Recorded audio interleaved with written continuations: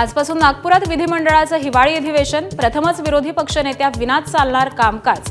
शेतकरी जनतेला अधिवेशनातून मोठ्या अपेक्षा.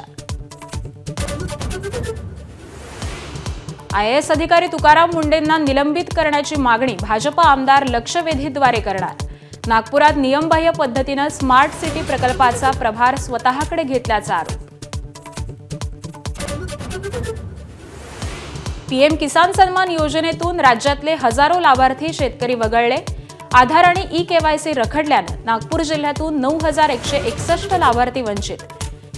eKYC केल्यावरही अनेकांना पुढील हप्त्याचा निधी नाहीच. वंदे मातरम गीताला 150 वर्ष पूर्ण झाल्याबद्दल लोकसभेत आज चर्चा. पंतप्रधान मोदी करणार चर्चेची सुरुवात.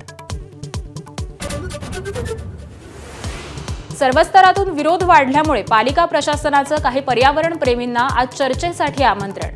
चर्चेतून पालिका प्रशासनाची भूमिका आणि वृक्षतोडीचं कारण समजून घेणं महत्त्वाचं ठरणार.